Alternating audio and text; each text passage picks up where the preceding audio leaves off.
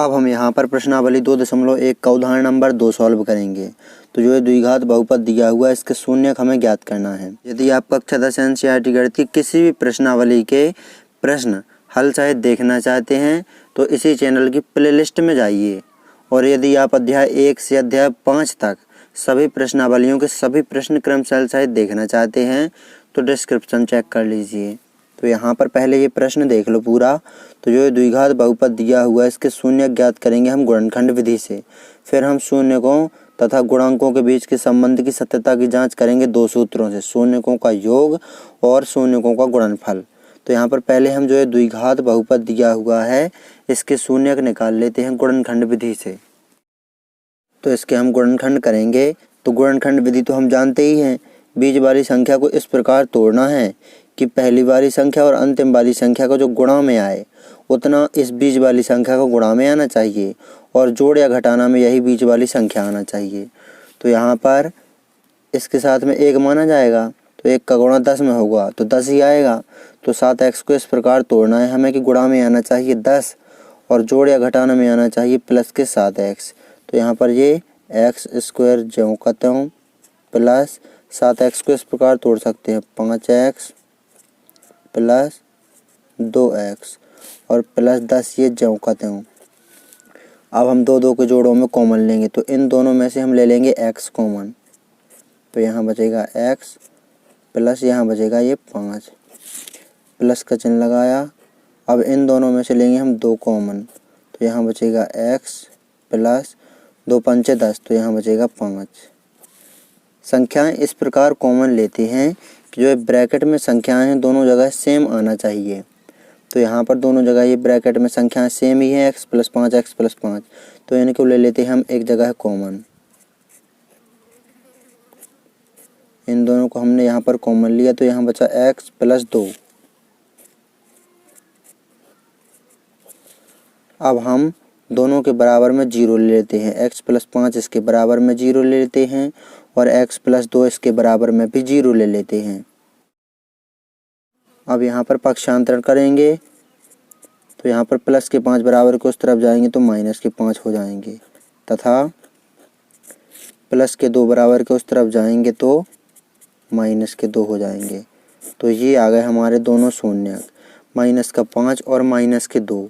तो यहाँ लिख देते हैं अतः शून्यक माइनस के 5 कॉमा माइनस के 2 हैं। तो ये आ गया हमारा आंसर। अब यहाँ पर हम सत्यता की जांच भी करेंगे शून्यकों तथा गुणांकों के बीच के संबंध की। तो जो ये सूत्र आप लिखा देख रहे हैं ये बहुत ही काम का है जब हम शून्यकों तथा गुणांकों के बीच के संबंध की सत्यता की जांच करेंगे। तो यहाँ पर तुलना करेंगे हम ax² + bx + c, इसकी तुलना करेंगे हम इस समीकरण से। जो ये समीकरण दिया हुआ है x² + 7x + 10। तो यहाँ पर a बराबर हो जाएगा 1, क्योंकि यहाँ पर x² है, यहाँ पर x² है, तो a का मान हो जाएगा 1। x² के साथ में कुछ नहीं है तो 1 माना जाएगा। और यहाँ पर है bx, तो यहाँ पर x है तो यहाँ पर भी x है, तो b का मान हो जाएगा 7 और c का मान हो जाएगा 10। तो यहाँ पर मान लिख लेते हैं हम a बराबर 1। ये तुलना कीजिए आप, b बराबर 7, ये आपको पेपर में लिखना होगा तुलना करना, और c बराबर 10। ये आप यहाँ पर लिख लेना x² + 7x + 10। इस समीकरण की तुलना ax² + bx + c से करने पर। लीजिए ये हमने लिख भी दिया।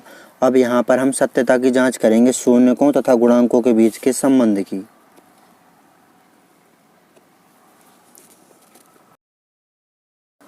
तो यहाँ पर सत्यता की जांच हम 2 सूत्रों से करते हैं, शून्यकों का योग और शून्यकों का गुणनफल।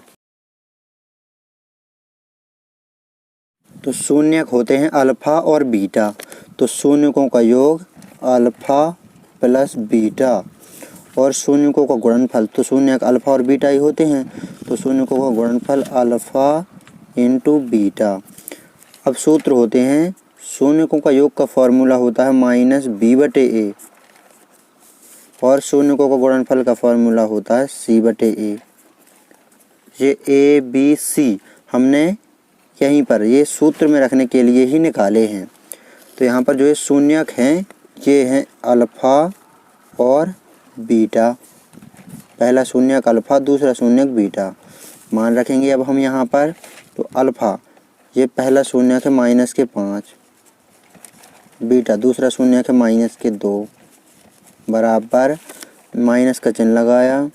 बी का मान है 7 बटे ए का मान है 1।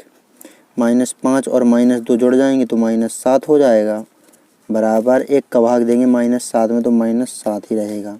तो यहाँ पर दोनों भाग बराबर हैं, शून्यकों का योग और इस तरफ ये फॉर्मूला, ये बराबर हैं दोनों भाग। तो शून्यकों का योग हमने निकाल लिया, आधी सत्यता की जांच हो गई। शून्यकों का गुणनफल और निकाल लेते हैं हम। तो यहाँ पर अल्फ़ा यहाँ पर -5, तो यहाँ पर अल्फ़ा का मान रख देते हैं -5 इंटू बीटा का मान है -2, तो -2 रख देते हैं बराबर। अब यहाँ पर सी का मान है 10 और बटे में ए का मान रखना है 1, तो यहाँ पर बटे ए का मान 1 रख दिया। आगे सॉल्व करेंगे, -5 का गुणा होगा -2 में, तो माइनस का गुणा माइनस में होगा तो प्लस, 5 का गुणा 2 में होगा तो 10, और इस तरफ ये 1 का भाग देंगे 10 में तो 10 ही आएगा। तो ये भी दोनों भाग बराबर हैं। तो ये हो गई सत्यता की जांच शून्यकों तथा गुणांकों के बीच के संबंध की। तो इस प्रकार आपको इस प्रश्न को अच्छी तरह से सॉल्व कर लेना है।